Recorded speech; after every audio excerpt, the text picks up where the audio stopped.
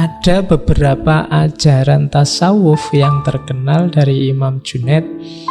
Yang pertama tauhid, yang kedua fana. Tauhid ini kita sudah ngerti lah ya. Tauhid itu apa? Yang jelas kuncinya tauhid memisahkan yang baqo dan yang fana. Itu tauhid, menegaskan bahwa kita ini makhluk yang fana,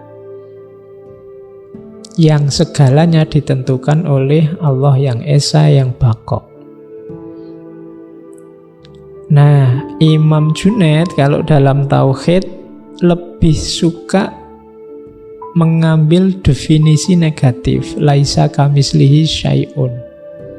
Allah itu apa? Beliau mengutip kalimatnya Abu Bakar, Maha Suci Allah, zat yang tidak menjadikan jalan untuk mengenalnya, melainkan ketidakmampuan mengenalnya. Maksudnya apa? Cara kita untuk mengenal Allah adalah dengan cara mengakui bahwa kita tidak akan mampu mengenalnya. Itu kalimat filosofis ini. Jadi caramu untuk kenal Allah adalah dengan cara akuilah bahwa kamu sendiri tidak akan mampu dengan kemampuanmu untuk mengenal Allah. Kenapa? Karena Allah itu laisa kamislihi syai'un. Tidak bisa ada imbangannya apapun, termasuk konsepmu, termasuk gambaranmu, termasuk imajinasimu.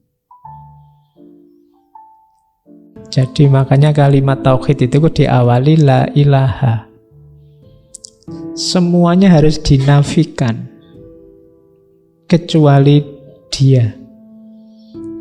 Berarti termasuk pikiranmu, gagasanmu, bayanganmu tentang Allah, nafikan semua. Pokoknya hanya Allah yang ada, yang itu tidak terjangkau olehmu. Kayak semacam ini kalau dalam studi agama disebut teologi negatif. Jadi menegaskan sesuatu justru dengan cara menegasikan. Oke. Itu kayak kamu ditanya, cirinya temanku itu yang kayak gimana sih? Oh, kalau teman yang itu, pokoknya bayangkan yang tidak ganteng berarti dia. Itu kan dari mendefinisikan sesuatu dari negasinya. Pokoknya orang yang tidak ramah, bayangannya semacam itulah. Jadi memahami sesuatu dari negasinya. Nah, memahami Allah justru dari negasi total apapun. Semuanya ditidakkan. Nah, itulah baru kita kenal Allah. Jadi Maha Suci zat yang menjadikan jalan bagi makhluknya untuk mengenalnya melalui ketidakmampuan mengenalnya. Oke. Jadi mudahnya itu. Kenapa sih dasarnya harus tauhid? Karena kita sendiri yang berjanji dulu. Itu di surat Al-A'raf itu kan, wa idz akhadha rabbuka mim bani adama min zuhurihim dzurriyyatuhum wa asyhaduhum, dan seterusnya.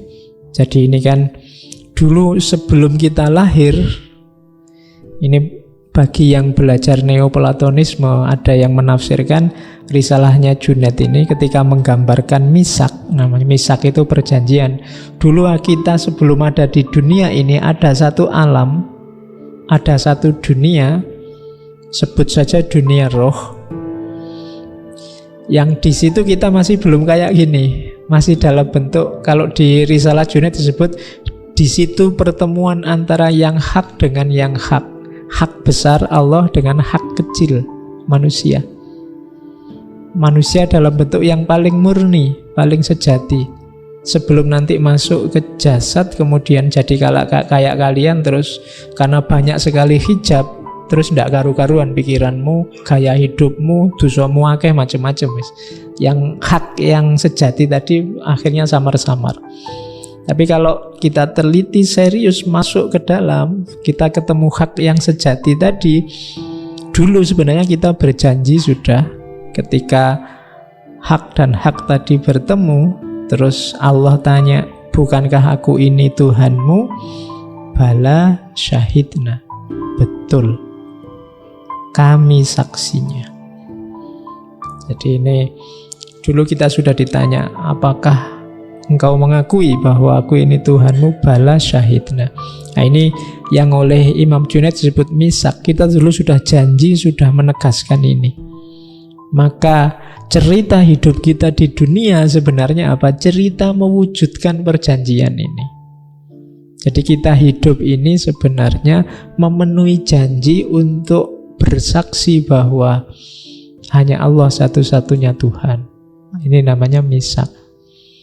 Berarti kalau kita hidup keluar dari jalannya Allah, hidup menjauh dari Allah, kita sedang mengkhianati janji kita sendiri. Maka jangan sampai jalan hidup kita itu cerita pengkhianatan. Ceritanya harus cerita persaksian. Sebagaimana dulu kita sudah bersaksi bala syahidna. Oke, jadi ini ajaran tauhid. Teorinya namanya teori misak. Nanti yang tertarik bikin skripsi atau tesis tentang Junaid boleh mengangkat teori misak menurut Junaid al-Baghdadi.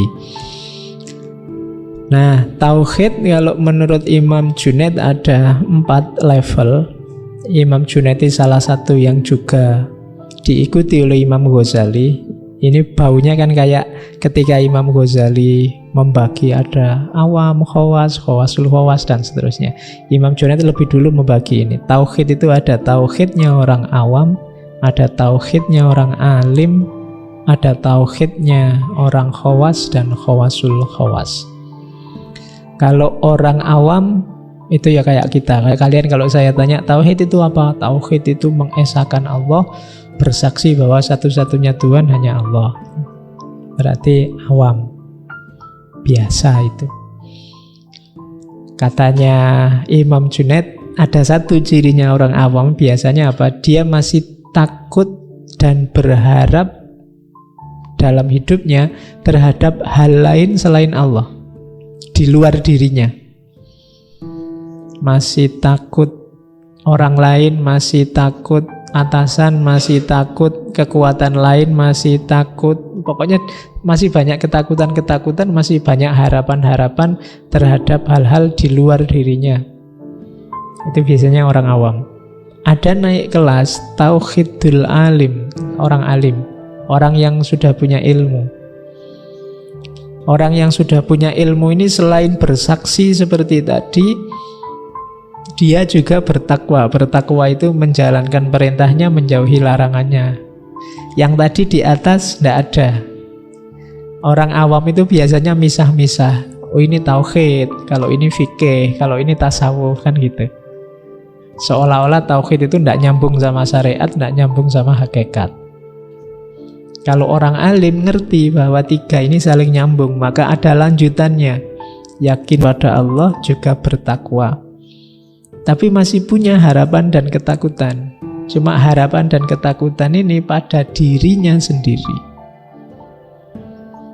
Kalau tadi kan pada di luar dirinya. Kalau orang level alim, harapan dan ketakutannya pada dirinya sendiri. Nah, jadi munculnya dari dalam. Kuatir ini, kuatir itu, kuatir keliru, kuatir salah, pingin aku jadi ini, pingin aku jadi itu kan ada di dalam semua.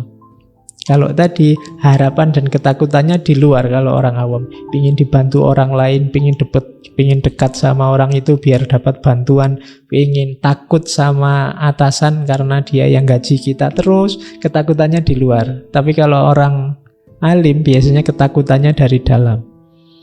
Orang pinter itu kan biasanya sibuk skarpe dewe, sumpek karena pikirannya sendiri. Itu alim. Mau apa saja mikir. Mau minum ini, kira-kira pantas enggak ya lagi ngomong gini minum. Pikirannya macam-macam. Nah, itu alim. Kalau orang awam pengen minum ya minum aja, pengen ke belakang ya ke belakang aja. Enggak pakai macam-macam, tapi pertimbangannya banyak kalau alim itu. Nah, sekarang jadi awam aja.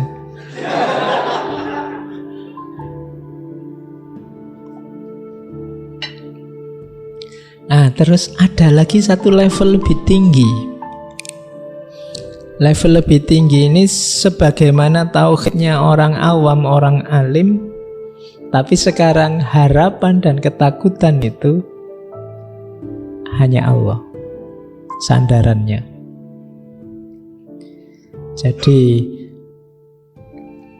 kalau alim tadi kan harapan dan ketakutannya ada dalam dirinya.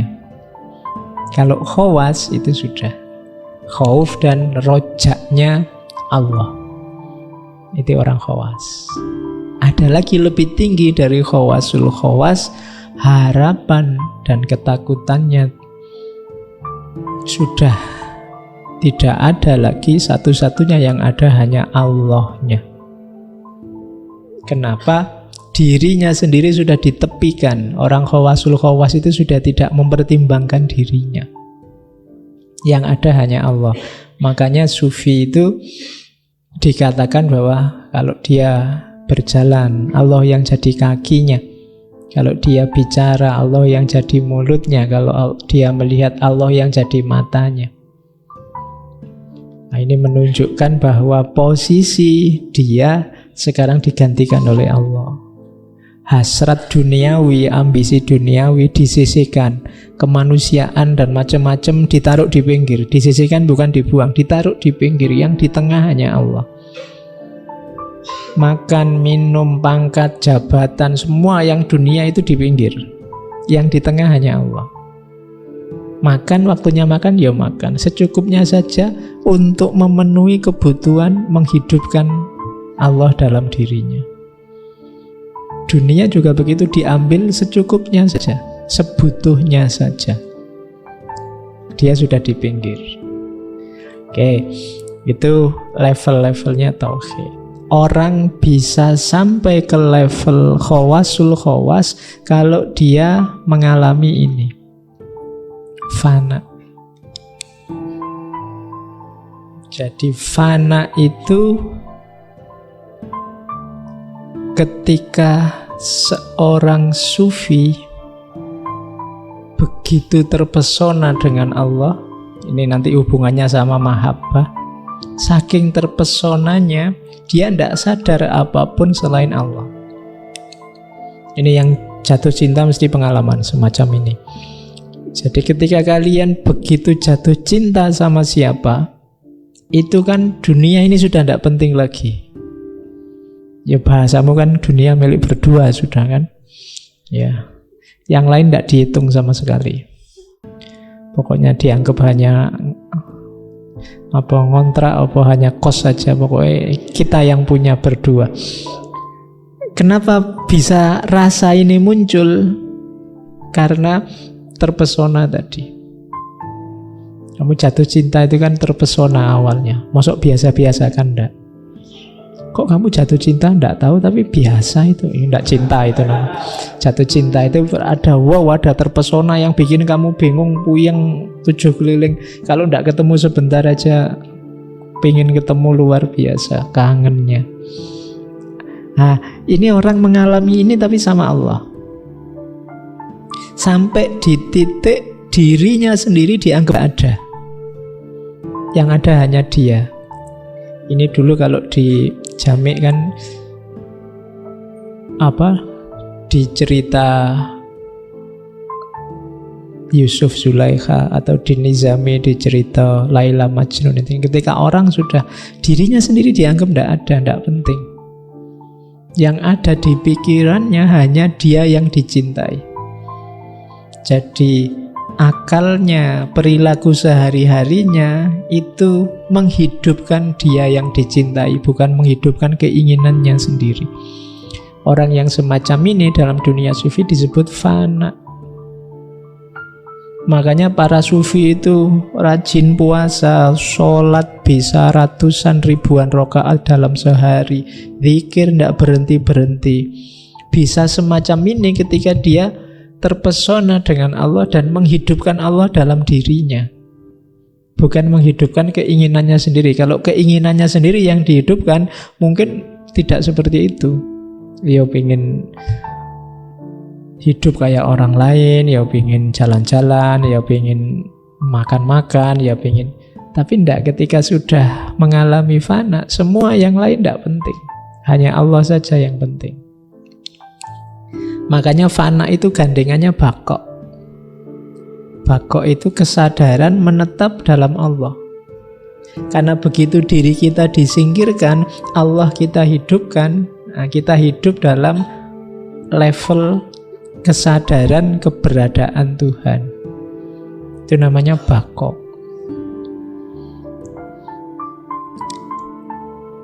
Nah, fana itu kalau menurut Imam Junaid ada step-stepnya.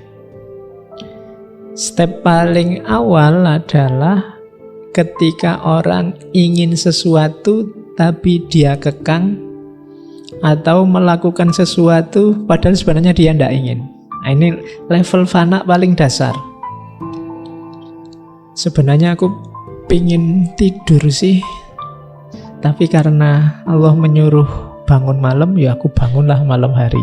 Nah, ini level fana paling awal. Jadi melakukan sesuatu yang sebenarnya kamu tidak ingin, dan menghindari sesuatu yang sebenarnya kamu ingin. Kalau boleh sih puasa Ramadan itu mbok ya jangan pagi sampai maghrib, dibalik aja lah, maghrib sampai subuh gitu kan lebih enak. Misalnya lo kelak karepmu, kamu pinginnya begitu, tapi kan Anda Allah nyuruhnya pagi sampai maghrib kok. Ini level paling dasar, menjalankan yang tidak kamu inginkan dan menghindari hal yang sebenarnya kamu inginkan. Jadi kalau boleh ya kamu pinginnya sama yang kamu taksir itu tiap hari berdua, bahkan tidur pun berdua kalau boleh. Tapi kan belum nikah, jadi tidak boleh. Akhirnya tidak boleh ini kan gitu.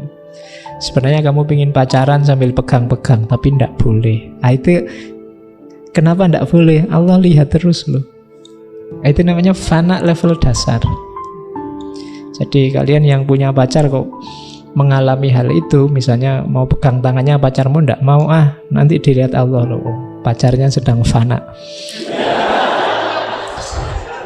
Ya, bukan berarti dia tidak mau, tapi harus punya daya untuk mencegah tidak melakukan hal yang tidak diinginkan oleh Allah.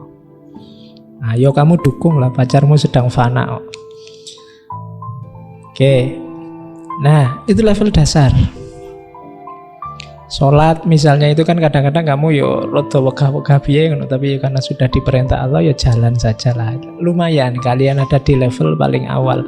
Tapi kalau bisa naik satu level lagi, naik satu level itu, kalau tadi kan masih ada keinginannya yang kalian tahan.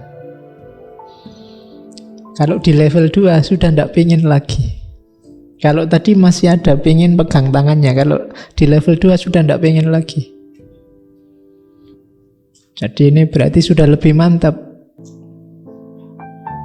Saking terpesonanya oleh Allah, sampai yang semacam itu sudah tidak pengen lagi. Keinginannya tidak ada untuk yang jelek-jelek. Atau keterpaksaan melakukan yang wajib-wajib sudah tidak ada. Rasa terpaksa itu tidak ada, rasa ingin yang enak-enak saja itu tidak ada. Itu level 2. Kalau di level pertama tadi masih ada inginnya, di level kedua tidak ada. Naik satu level lagi, ini level yang tertinggi. Kalau ini sudah hubungannya dengan kesadaran. Kesadarannya, mode hidupnya sudah tinggal Allah saja. Ini yang definisi utuhnya fana itu ada yang di level 3 ini. Jadi hidup dengan kesadaran Allah. Kalau sekarang kan kita ngaji, kita jalan-jalan, kita makan, minum, kuliah, kerja, itu kan dengan kesadaran aku. Aku yang manusia, aku yang dosen, aku yang mahasiswa, aku yang pegawai, ini kan kesadaran aku. Orang fana itu kesadaran ini sudah tidak ada. Yang ada adalah kesadaran Allah. Seperti orang jatuh cinta tadi, yang ada di pikirannya hanya Allah saja dan Allah terus. Aku ini hamba Allah, aku ini makhluknya, aku ini, pokoknya terus itu kesadaran Allah terus menerus. Sisi kemanusiaannya ada di pinggir. Berarti orang ini menetap dalam kesadaran Allah, itulah bako. Jadi dari fana menuju bako. Inilah 3 rangkaian ajaran utama dari Imam Junaid: tauhid, fana, dan bako.